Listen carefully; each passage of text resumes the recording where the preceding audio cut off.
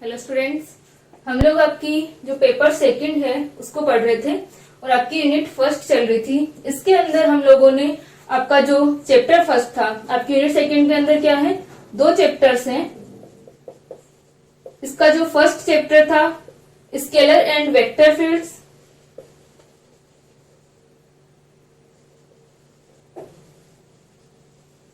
Vector fields, इसको हमने complete कर लिया। इसके अंदर हमने स्केलर एंड वेक्टर फील्ड्स को डिफाइन किया था और स्केलर एंड वेक्टर फील्ड के लिए हमने डाइवर्जेंस, कर्ल, ग्रेडियंट आदि को पढ़ा था। अब जो आपका चैप्टर सेकंड है इसके अंदर यूनिट फर्स्ट में, वो है electric field and potential energy.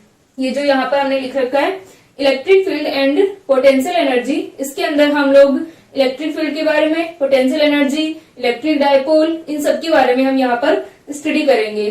तो आपका जो चैप्टर फर्स्ट है वो कंप्लीट हो चुका है। आज के लेक्चर में हम स्टार्ट कर रहे हैं चैप्टर सेकंड को, electric and potential energy, electric field and potential energy, विद्युत क्षेत्र एवं स्थितिज ऊर्जा। तो इसके अंदर आपका जो फर्स्ट टॉपिक है वो है इनवेरियंस ऑफ इलेक्ट्रिक चार्ज या इनवेरियंस ऑफ चार्ज। सबसे पहले हम स्टार्ट कर रहे हैं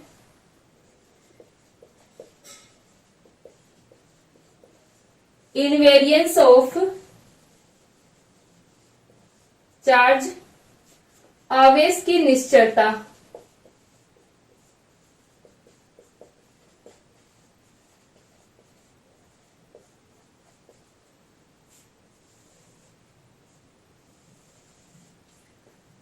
आवेश के निश्चल होने या चार्ज के इनवेरिएंट होने से क्या मतलब है, यहां पर हम इसको डिफाइन करते हैं कि निश्चलता किसे कहते हैं।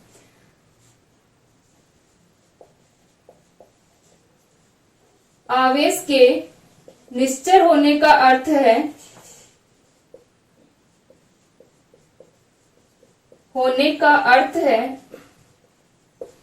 कि आवेश के परिमाण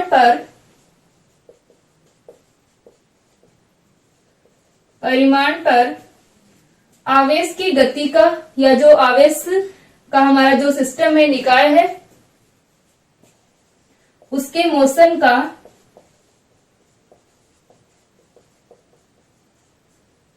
गति का कोई प्रभाव नहीं पड़ता है। ठीक है, तो इनवेरिएंट क्वांटिटी क्या होती है कि जब हमारे पास में कोई भी क्वांटिटी है वो इनवेरिएंट कब कहलाती है, जब उसका मैग्नीट्यूड जो है वो उसके मोशन पर डिपेंड ना करे। तो यहाँ पर जो चार्ज होता है वो क्या होता है, एक इनवेरिएंट क्वांटिटी होती है। जैसे कि आप लोगों ने मैकेनिक्स के अंदर फ्रेम ऑफ रेफरेंस के बारे में पढ़ा। जैसे हमारे पास में क्या है, कोई एक फ्रेम ऑफ रेफरेंस एस है और दूसरा जो हमारा फ्रेम ऑफ रेफरेंस है, निर्देश तंत्र है, वो एस डैश है। तो यहाँ पर इस फ्रेम का मान लो ये रेस्ट में हमारा ये जो फ्रेम है वो स्थिर है और जो दूसरा फ्रेम है एस डैश, वो क्या है, इस फ्रेम के रिस्पेक्ट में रेस्ट में भी हो सकता है और किसी वेलोसिटी से मूव कर सकता है। तो अगर हमारे पास में क्या हो, किसी क्वांटिटी का मान जितना इस फ्रेम के अंदर आ रहा है उतना ही मान क्या हो, चाहे ये दूसरा फ्रेम रेस्ट में हो या मोशन में हो, उतना ही मान क्या है इस फ्रेम के अंदर आए। तो ये जो हमारी क्वांटिटी होगी वो क्या कहलाती है, इनवेरिएंट कहलाती है। यानी मोशन के साथ में उसमें चेंज जो होगा वो नहीं आएगा। ठीक है, तो ऐसी जो हमारी क्वांटिटी होगी वो क्या कहलाएगी, इनवेरिएंट कहलाएगी। और जो चार्ज होता है वो इनवेरिएंट होता है। एक्सपेरिमेंट से इसको प्रूव किया जा चुका है कि जो आवेश होता है क्या होता है, इनवेरिएंट रहता है। तो इसके लिए हम कह सकते हैं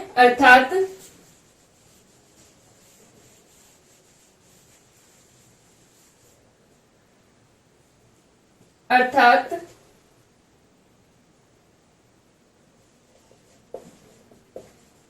आवेश का मान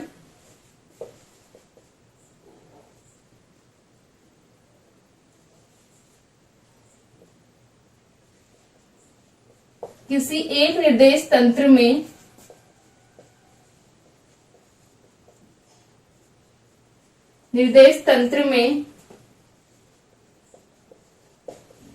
जितना होगा उतना ही, या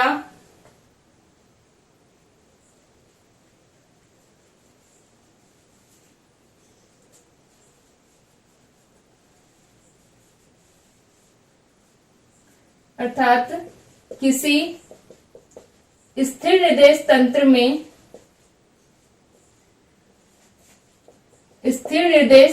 में आवेश का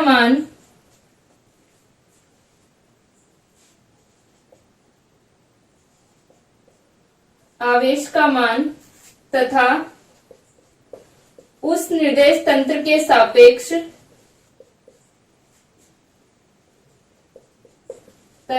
सापेक्ष स्थिर या गतिमान निर्देश तंत्र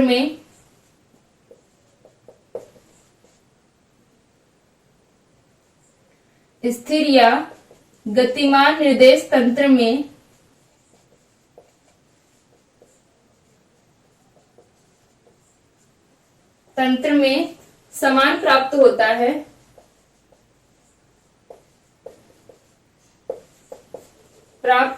है इसे, या अतः गाउस के नियम से चार्ज का मान क्या होता है? अतः गाउस के नियम से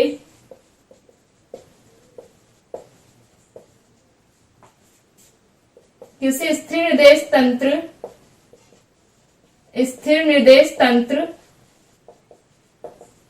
यानी अगर रेस्ट फ्रेम के अंदर जितना मान है चार्ज का उतना ही क्या होगा, उस रेस्ट फ्रेम के रिस्पेक्ट में कोई दूसरा निर्देश तंत्र जो है वो मोशन में है तो उसमें भी कितना होगा, आवेश का मान समान रहेगा, चार्ज का मान।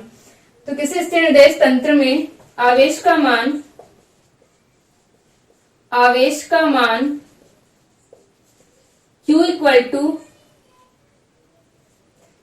गॉस के नियम के अनुसार क्या होता है, E vector dot ds vector equal to Q upon epsilon naught होता है। तो Q इक्वल टू क्या हो जाएगा, epsilon naught integration E vector dot ds vector. तो यहां पर अपने पास में क्या आ जाएगा, Q equal to 1 upon epsilon naught integration E vector dot ds vector है, तथा अन्य निर्देश तंत्र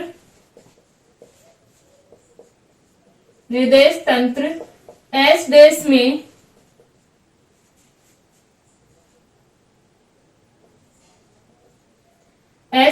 में आवेश का मान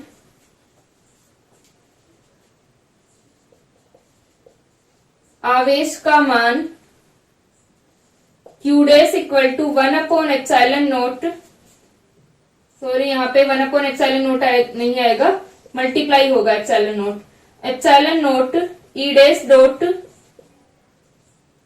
ds डैश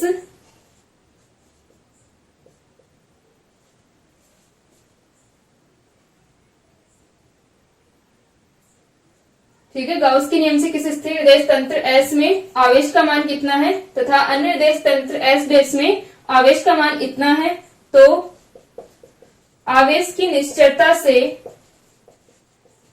उसके इनवेरिएंट होने से क्या होगा, Q equal to Q dash, तो ये अपने पास में आ जाएगा epsilon naught E vector dot ds vector equal to integration E dash dot ds dash vector. तो यही क्या कहलाती है, आवेश की निश्चलता कहलाती है, इनवेरियंस ऑफ चार्ज कहलाती है। चार्ज जो है वो एक इनवेरिएंट क्वांटिटी है, यहाँ पर मोशन का इफेक्ट नहीं होगा। ठीक है, तो हमारा जो फर्स्ट टॉपिक था इसके अंदर इस चैप्टर में यही था। आगे हम लोग डिफाइन करते हैं कि इलेक्ट्रिक फील्ड और पोटेंशियल एनर्जी जो होती है वो क्या होती है। ठीक है, इसको लिख लो।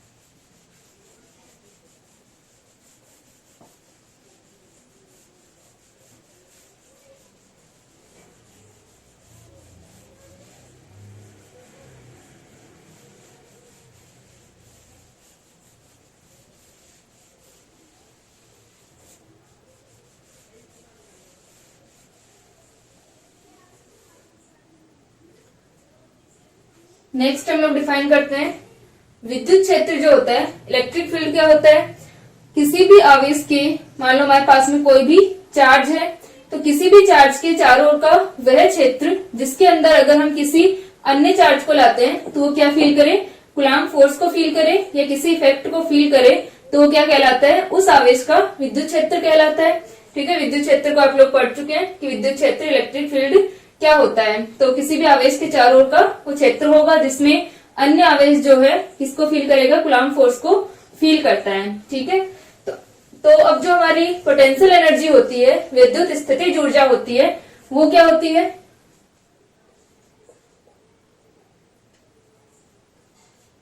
स्थिर विद्युत क्षेत्र के लिए किसी स्थिर विद्युत क्षेत्र में स्थितिज ऊर्जा,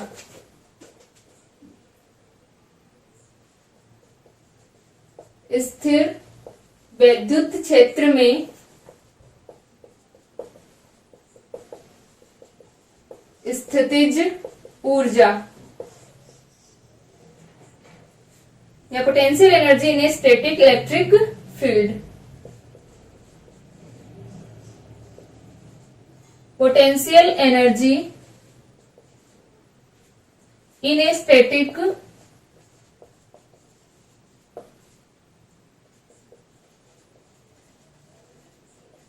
इलेक्ट्रिक फील्ड।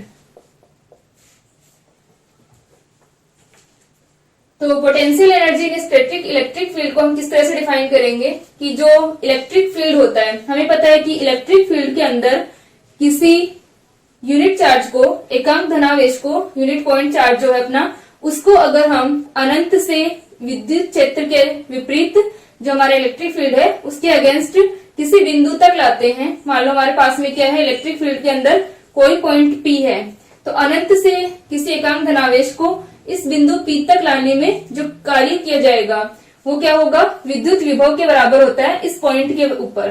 ठीक है, इस पॉइंट के ऊपर विद्युत विभव के बराबर होगा, V के बराबर होगा। ठीक है, इनफाइनाइट से अगर हम इलेक्ट्रिक फील्ड के अगेंस्ट यहाँ पर क्या ला रहे हैं, किसी चार्ज को इस पॉइंट P तक लाते हैं, तो इस पॉइंट P के ऊपर विभव के बराबर, पोटेंशियल के बराबर क्या होगा, वो कार्य होगा। ठीक है, तो अगर हम Q चार्ज को लेके आते हैं तो किया गया कार्य कितना होगा, वर्क डन कितना हो जाएगा, W इक्वल टू QV। ठीक है, और यही वर्क डन क्या होता है, इस जो यहाँ पर हमारा निकाय है, सिस्टम है, इसके अंदर विद्युत स्थितिज ऊर्जा के रूप में संचित होता है। यानी अगर हम इनफाइनाइट से किसी पॉइंट चार्ज को, या यहाँ पर हम Q चार्ज को डिफाइन कर रहे हैं, Q चार्ज को अगर हम लेके आते हैं तो इस Q चार्ज को किसी पोजीशन पर स्थापित करने के लिए जितना कार्य किया जाएगा वो कार्य क्या होगा, इसके अंदर, निकाय के अंदर, सिस्टम के अंदर विद्युत स्थितिज ऊर्जा के रूप में, ये पोटेंशियल एनर्जी के रूप में क्या हो जाता है, स्टोर हो जाता है। ठीक है, तो किसी भी निकाय की, यहाँ पर जो हमारे पास में आवेशों का निकाय है, सिस्टम है, उसके लिए विद्युत स्थितिज ऊर्जा की डेफिनेशन क्या हो जाएगी। अब यहाँ पर जो हमारी इलेक्ट्रिक फील्ड के अंदर हम पोटेंशियल एनर्जी को डिफाइन कर रहे हैं, ये पॉजिटिव और नेगेटिव दोनों हो सकती है। अगर पोटेंशियल एनर्जी पॉजिटिव है, इसका मतलब है कि सिस्टम के ऊपर कार्य किया गया है, यानी जैसे कि हम इस तरह से डिफाइन करते हैं स्प्रिंग मास सिस्टम के अंदर कि अगर हम इसको प्रेस करें, यानी हमारी जो पोटेंशियल एनर्जी होती है वो क्या होती है, कॉन्फ़िगरेशन के कारण स्टोर एनर्जी होती है। तो जब हम इसको प्रेस करते हैं तो यहाँ पर क्या हो जाती है, इसके अंदर पोटेंशियल एनर्जी स्टोर हो जाती है। तो इसी प्रकार अगर किसी सिस्टम की पोटेंशियल एनर्जी पॉजिटिव है, इसका मतलब उस सिस्टम पर क्या किया गया है, कार्य किया गया है, और वो सिस्टम अपनी इनिशियल कंडीशन के अंदर या जो उसकी रेफरेंस पोजीशन थी उसमें आने में क्या है, समर्थ है, वापस उस पोजीशन में आ सकता है। और अगर किसी सिस्टम की पोटेंशियल एनर्जी नेगेटिव होगी तो उसे अपनी प्रारंभिक जो उसकी स्थिति थी, इनिशियल उसकी जो कंडीशन है, उसमें लाने के लिए क्या करना पड़ेगा, कार्य करना पड़ेगा या उसे एनर्जी देनी पड़ेगी। इस कंडीशन के अंदर जो सिस्टम है वो क्या कहलाता है, बाउंड कहलाता है। ठीक है, तो अभी हम बात कर रहे हैं इलेक्ट्रिक फील्ड के अंदर पोटेंशियल एनर्जी की। तो हम आवेशों के निकाय की स्थितिज ऊर्जा को डिफाइन करते हैं। आवेशों के निकाय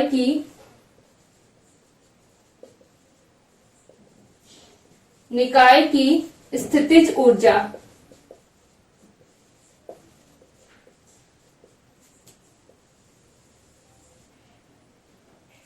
potential energy of charge system यहाँ पर अपने पास में है। तो दो या दो से अधिक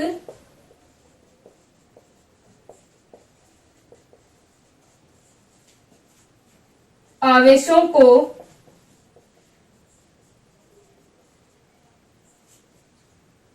अनंत से लाकर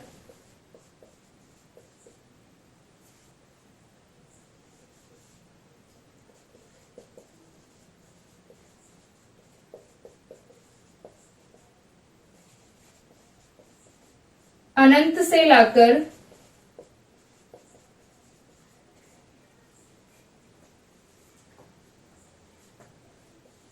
उनकी स्थितियों पर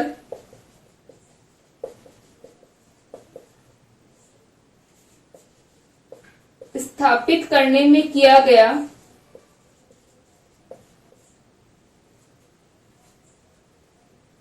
यहां पर अगर हम दो या दो से लिख रहे हैं तो चाहे विद्युत क्षेत्र रहने दें, हम यहां पर लिख सकते हैं दो या दो से अधिक आवेशों को अनंत से लाकर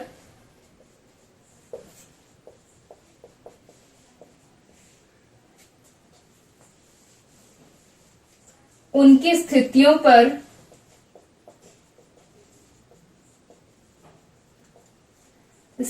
पर स्थापित करने में किया गया कुल कार्य निकाय की स्थितिज ऊर्जा कहलाता है।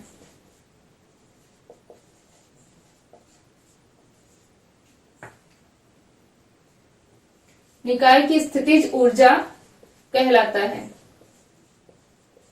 यानी पोटेंशियल एनर्जी क्या होती है कि हमारे पास में क्या है, दो या दो से ज्यादा चार्जेस हैं, तो उन चार्जेस को इनफाइनाइट से लाकर इनफाइनाइट पर क्या मानते हैं कि पोटेंशियल एनर्जी जो है वो जीरो होती है। तो यहाँ पर इनफाइनाइट से लाकर के क्या किया जाए, उनकी पोजीशन पर उनको स्थापित अगर हम करते हैं तो जितना वर्क डन होगा वो क्या हो जाएगा, उस सिस्टम की पोटेंशियल एनर्जी कहलाती है, उसमें स्टोर पोटेंशियल एनर्जी के इक्वल होगा। यानी हमारे पास में क्या है, आवेशों के निकाय की स्थितिज ऊर्जा को हम डिफाइन कर रहे हैं। तो हम क्या लेते हैं कि एन आवेशों के लिए हम निकालते हैं कि पोटेंशियल एनर्जी जो होगी वो क्या होगी। तो यहाँ पर हम लिख सकते हैं जो हमारी हेडिंग है, potential energy of discrete n charge system.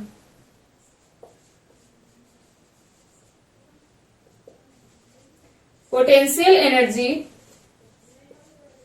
Of discrete n charge system.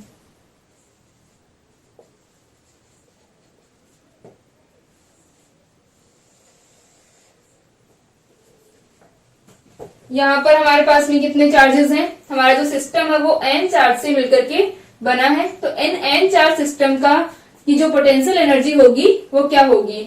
तो यहाँ पर हम डिफाइन कर रहे हैं कि जो पोटेंशियल एनर्जी है वो क्या होती है, उन चार्जेस को हम इनफाइनाइट से लाकर के उनकी जो पोजीशन है उन पर स्थापित कर रहे हैं, उनमें जितना वर्क डन होगा इसमें वो क्या कहलाती है, उसकी पोटेंशियल एनर्जी कहलाती है। तो यहाँ पर जो हमारे पास में पोटेंशियल एनर्जी को हम डिफाइन कर रहे हैं एन चार्ज सिस्टम के लिए, पहले इसके अंदर लिख सकते हैं कि जो हमारी पोटेंशियल एनर्जी है इसका हम यूनिट भी डिफाइन कर दें एक बार। स्थितिज ऊर्जा कहलाता है। तो W इक्वल्स टू, यदि W इक्वल टू QV, या हम लिखें यदि किया गया कार्य, यदि Q आवेश को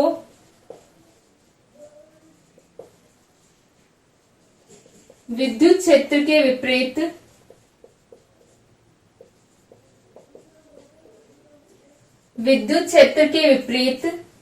अनंत से किसी बिंदु तक लाने में किया गया कार्य W इक्वल टू QV है, तो निकाय की स्थितिज ऊर्जा कितनी हो जाएगी, सिस्टम की पोटेंशियल एनर्जी क्या होगी, निकाय की स्थितिज ऊर्जा U इक्वल टू QV होगी, क्योंकि ये जितना वर्क डन हो रहा है वो क्या होगी, पोटेंशियल एनर्जी के बराबर होगा। तो U इक्वल टू हमारे पास में क्या आ गया, QV के इक्वल आ गया। अब हम लोग क्या कर रहे हैं कि जो हमारा N चार्जेस का सिस्टम है उसके लिए पोटेंशियल एनर्जी क्या आती है, तो एक बार इसको लिख लो, फिर हम N चार्जेस के सिस्टम के लिए पोटेंशियल एनर्जी को निकालते हैं।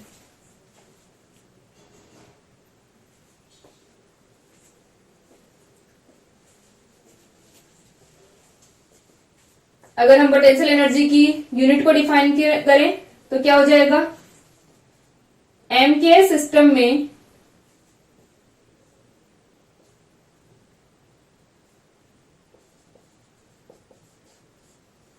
MKS जो हमारा सिस्टम होता है इसमें पद्धति में स्थितिज ऊर्जा का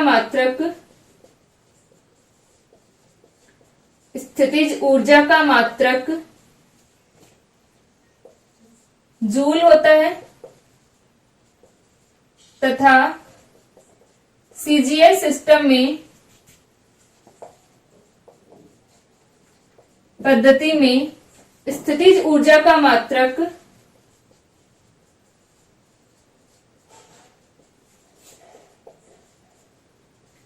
अर्ग होता है। और इन दोनों में रिलेशन क्या होता है, 1 जूल इक्वल टू 10⁻⁷ अर्ग। ठीक है, तो जो एमके सिस्टम है इसके अंदर पोटेंशियल एनर्जी की जो यूनिट होगी वो क्या होगी, जूल होती है। अब जो हमारे एटॉमिक पार्टिकल्स होते हैं जैसे कि इलेक्ट्रॉन, प्रोटॉन, न्यूट्रॉन आदि के लिए जूल जो है वो बहुत बड़ी यूनिट हो जाती है, इसलिए इनके लिए जो यूनिट डिफाइन की जाती है पोटेंशियल एनर्जी की वो इलेक्ट्रॉन वोल्ट में डिफाइन करते हैं। तो हम इलेक्ट्रॉन वोल्ट की डेफिनेशन लिखते हैं कि इलेक्ट्रॉन वोल्ट की डेफिनेशन क्या होती है।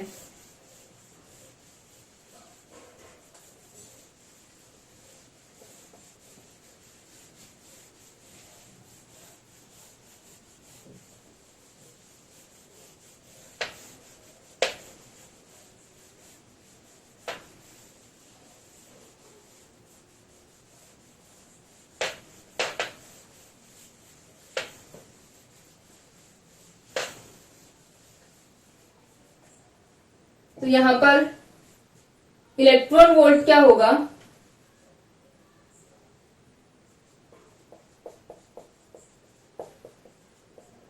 इलेक्ट्रॉन वोल्ट इसकी डेफिनेशन होती है एक इलेक्ट्रॉन को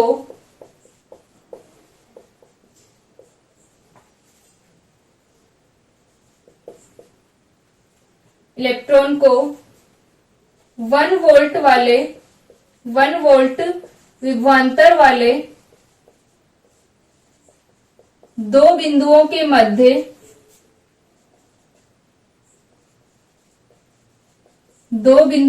मध्य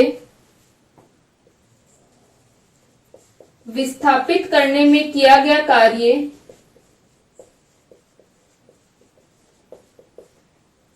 क्या होगा, एक इलेक्ट्रॉन जो है, इलेक्ट्रॉन का आवेश क्या होगा, ई होगा। तो इलेक्ट्रॉन को 1 वोल्ट विभवांतर यानी हमारे पास में क्या है 1 वोल्ट का पोटेंशियल डिफरेंस जो है, पोटेंशियल डिफरेंस वाले दो पॉइंट्स जो हैं उनके मध्य डिस्प्लेस करने में जितना कार्य किया जाएगा वो क्या हो जाएगा 1 इलेक्ट्रॉन वोल्ट कहलाता है। करने में किया गया कार्य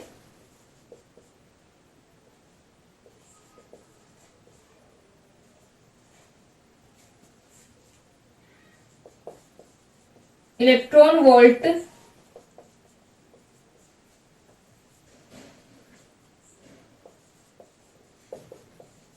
कहलाता है। तो यहां पर अपने पास में इलेक्ट्रॉन वोल्ट क्या आ जाएगा, तो 1 EV equals to 1 electron volt equal to अपने पास में यहां पर 1.6 इंटू 10⁻⁻⁹ जूल। ठीक है, एक इलेक्ट्रॉन वोल्ट जो होगा वो 1.6 इंटू 10⁻⁻⁹ जूल के बराबर होता है। ठीक है, जहां पर E क्या है, इलेक्ट्रॉन का आवेश है, और V क्या है, ये पोटेंशियल डिफरेंस है। तो पोटेंशियल डिफरेंस 1 वोल्ट है, तो ये 1.6 इंटू 10⁻⁻⁹ जूल के इक्वल हो जाएगा। ठीक है, अब हम डिफाइन कर रहे हैं एन चार्ज सिस्टम के लिए potential energy. Potential energy of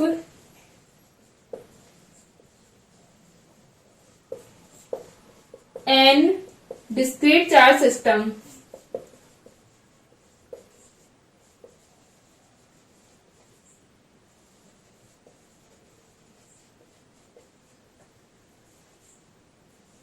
n discrete charge system का मतलब है यहाँ पर जो हमारे चार्जेस हैं ये डिस्क्रीट फॉर्म में है, विविक्त फॉर्म में है, यानी Q1, Q2, Q3 इस तरह से हम इनको डिफाइन कर रहे हैं। यहाँ पर चार्ज डिस्ट्रीब्यूशन नहीं होगा, जैसे कि हम लोग डेंसिटी को डिफाइन करते हैं रो को, और जो हमारे सिग्मा है उस तरह से नहीं है, सतत आवेश नहीं, यहाँ पर कंटिन्यूअस चार्ज डिस्ट्रीब्यूशन नहीं है। डिस्क्रीट चार्ज सिस्टम के लिए हम इसको डिफाइन कर रहे हैं। तो हमने क्या ले लिया कि माना पहले हम दो आवेशों के लिए डिफाइन कर रहे हैं, माना दो आवेशों के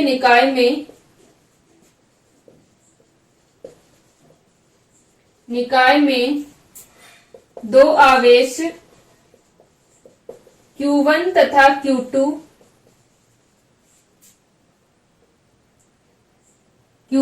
Q2 बिंदुओं P तथा Q पर स्थित है, P तथा Q पर स्थित है। आवेश Q1 का स्थिति सदिश, यहाँ पर हमारे पास में क्या है, दो चार्जेस का सिस्टम है जिसमें से हमारा जो आवेश Q1 है वो P पॉइंट पर है, Q2 जो चार्ज है वो किस पर है, Q पॉइंट पर है। और जो Q1 हमारा चार्ज है इसका पोजीशन वेक्टर क्या है, R1 वेक्टर है, स्थिति सदिश R1 वेक्टर है, तथा Q2 चार्ज का, Q2 आवेश का स्थिति सदिश R2 वेक्टर है। तो यहां पर अपने पास में क्या है कि दो चार्जेस का सिस्टम है जिसमें से ये हमारा ओरिजिन है, और एक पॉइंट ये जो चार्ज है हमारा Q1 वो पॉइंट P पर स्थित है, और दूसरा क्या है, पॉइंट Q पर स्थित है। इसका जो पोजीशन वेक्टर है वो R1 है, दूसरे वाले चार्ज का पोजीशन वेक्टर क्या है, R2 है। तो इनके बीच की जो डिस्टेंस होगी वो क्या हो जाएगी, R2 माइनस R1। ठीक है, इनके बीच का जो डिस्प्लेसमेंट यहाँ पर है, जो डिस्टेंस है वो कितनी है, R2 माइनस R1 है। तो ये अपने पास में क्या गया, स्थिति सदिश R2 है। तो अब ये जो सिस्टम बना है Q1 Q2 चार्ज का जो सिस्टम यहाँ पर बना है, इस सिस्टम को बनाने के लिए कितनी पोटेंशियल एनर्जी की आवश्यकता होगी, या हम कह सकते हैं कि यहाँ पर जो पोटेंशियल एनर्जी का मान है वो कितना होगा। तो इस सिस्टम को बनाने के लिए क्या होगा, वर्क डन होगा। तो वर्क डन को हम निकालते हैं और वही वर्क डन क्या हो जाएगा, इस निकाय की स्थितिज ऊर्जा होगी, पोटेंशियल एनर्जी होगी। तो ये हमारी एक्स एक्सिस है और ये वाई एक्सिस है। ठीक है, इसको लिख लो, फिर हम इसको डिफाइन करते हैं।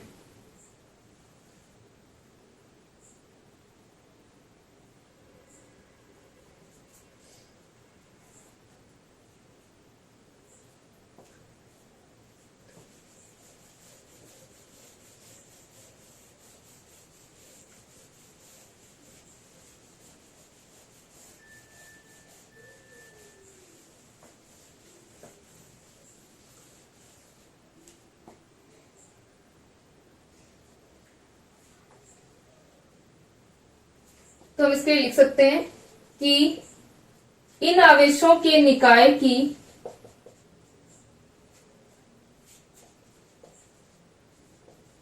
स्थितिज ऊर्जा इन आवेशों को अनंत से बिंदु P तथा Q तक लाने में किए गए कार्य के बराबर होगी। किए गए कार्य के बराबर होगी।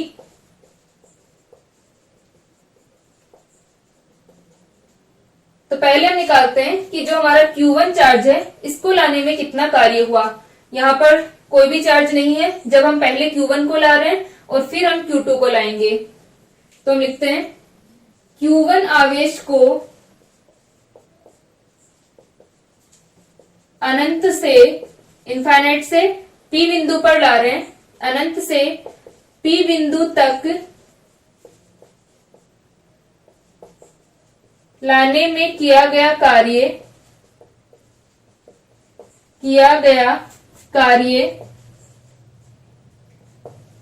जबकि अन्य कोई आवेश स्थित नहीं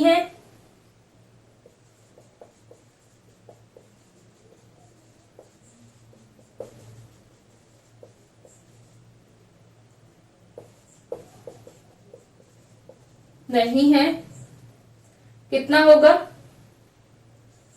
W इक्वल टू 0, क्योंकि यहां पर क्या होगा कि जब हम Q1 को ला रहे हैं तो यहाँ पर कोई भी आवेश नहीं है, पॉइंट Q पर कोई भी आवेश नहीं है। सबसे पहले हम Q1 को ही ला रहे हैं इस सिस्टम को बनाने के लिए। तो Q1 को जब हम लेके आएंगे तो और कोई भी आवेश यहाँ पर नहीं होने के कारण कोई भी पोटेंशियल नहीं होगा। पोटेंशियल नहीं होगा तो W का मान क्या हो जाएगा 0। तो स्थितिज ऊर्जा का मान भी क्या होगा 0 होगा, क्योंकि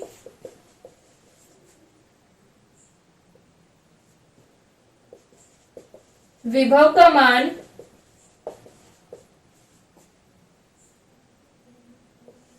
शून्य होगा,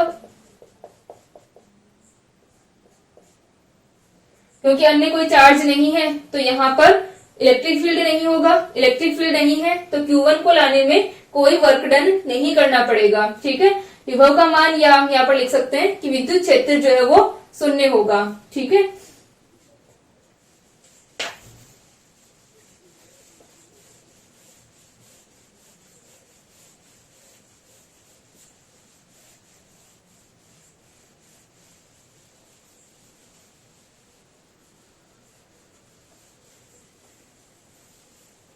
अब हम निकालते हैं Q2 आवेश को अनंत से बिंदु Q पर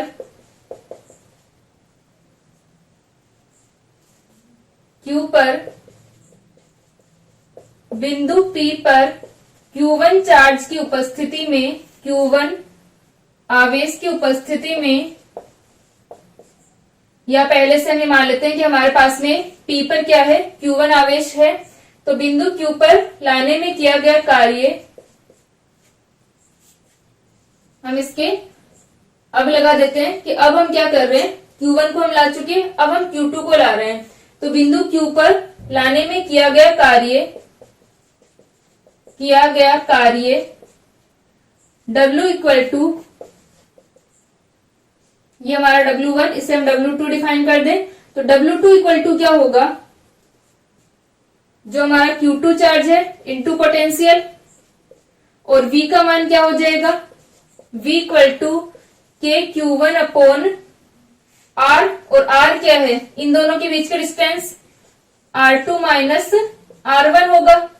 तो यहां पर W2 का मान क्या हो जाएगा KQ1 Q2 divided bye R2 minus R1। ठीक है, और यही कार्य क्या हो जाएगा पोटेंशियल एनर्जी के रूप में स्टोर होगा। तो इस निकाय की विद्युत स्थितिज ऊर्जा कितनी हो जाएगी, अतः दो आवेशों के निकाय की विद्युत स्थितिज ऊर्जा पोटेंशियल एनर्जी क्या होगी U equal to W1 plus W2। W1 तो 0 था, W2 के इक्वल हो जाएगी KQ1 Q2 अपॉन R12। ठीक है, जहां पर R12 क्या है, जहां R12 equal to R2 minus R1, जो हमारा चार्ज Q2 है उसकी डिस्टेंस है किसके रिस्पेक्ट में, Q1 के रिस्पेक्ट में। ठीक है, तो ये हमारे पास में आ गया पोटेंशियल एनर्जी का मान। अब इसी प्रकार हम क्या ले लेते हैं कि हमारा जो सिस्टम है वो n चार्जेस का है, तो हम पहले 3 चार्जेस के लिए निकालते हैं और फिर हम उसको n चार्जेस के लिए लिख देंगे। तो यहां पर हम 3 के लिए निकाले इसे, इसको लिख लो।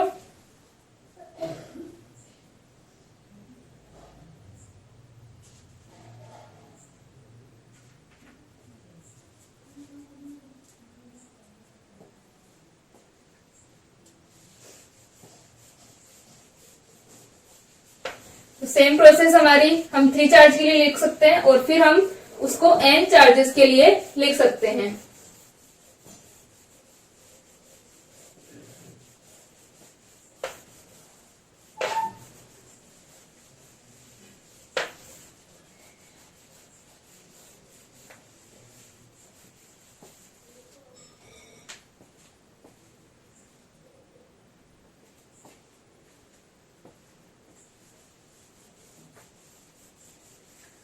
तो हम लिख सकते हैं इसी प्रकार यदि जो सिस्टम है निकाय 3 आवेशों से मिलकर बना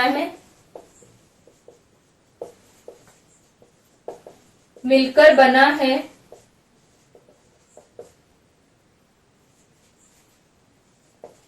तो हम लिख सकते हैं Q1 को लाने में किया गया कार्य जबकि विद्युत क्षेत्र क्या है, 0 है, कोई और चार्ज नहीं है, विद्युत क्षेत्र 0 है, तो क्या हो जाएगा W1 इक्वल टू 0 तथा Q2 को E1 के विरुद्ध लाने में किया गया कार्य, E1 क्या है, इस Q1 के कारण इलेक्ट्रिक फील्ड है, लाने में किया गया कार्य। अब हम क्या कर रहे हैं, Q2 को हम लेके आ रहे हैं जबकि Q1 पहले से प्रेजेंट है, तो ये कार्य कितना होगा, W2 equal to K Q1 Q2 divided by R12। ठीक है, Q2 चार्ज की डिस्टेंस है Q1 के रिस्पेक्ट में, जैसे कि हम R2 माइनस R1 लिख रहे थे। अब हमारे पास में क्या आ जाएगा, तथा Q3 को E1 व E2 के विरुद्ध, E1 और E2 क्या है, E1 Q1 के कारण इलेक्ट्रिक फील्ड और E2 Q2 के कारण इलेक्ट्रिक फील्ड है, विरुद्ध लाने में किया गया कार्य कितना होगा, W3 इक्वल टू, अब W3 के अंदर 2 पार्ट आएंगे हमारे, क्योंकि यहाँ पर Q1 के कारण भी विद्युत क्षेत्र है और Q2 के कारण भी विद्युत क्षेत्र इलेक्ट्रिक फील्ड है।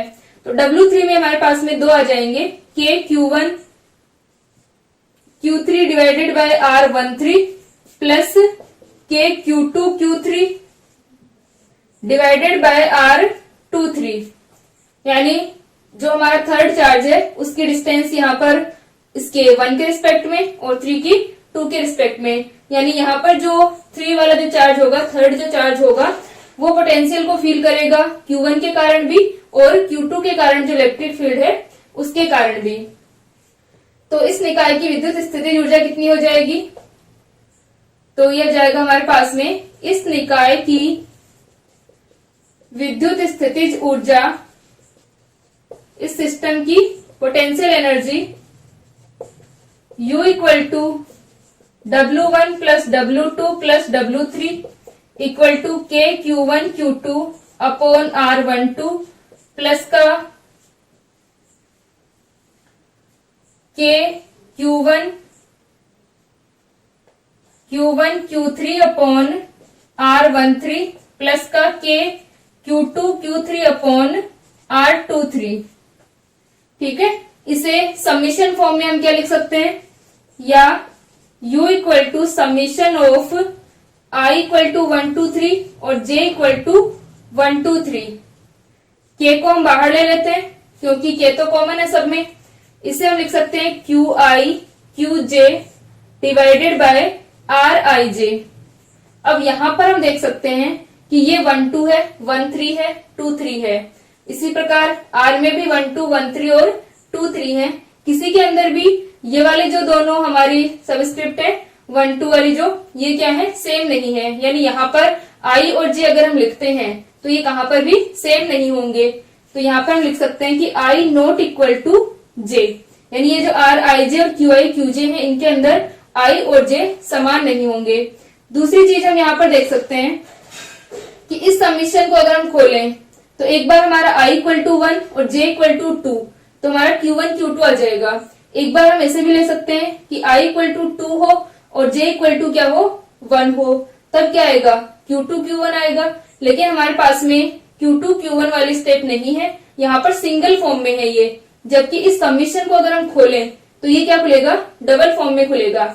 यानी Q1 Q2 वाली स्टेप भी आ सकती है और Q2 Q1 की भी आ सकती है, Q1 Q3 की भी आ सकती है और Q3 Q1 की भी आ सकती है।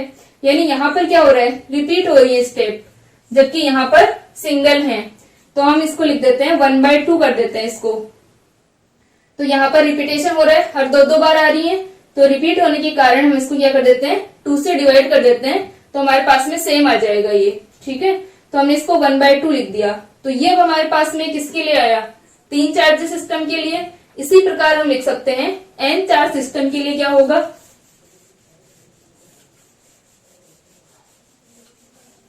तो हमारे पास आ जाएगा इसी प्रकार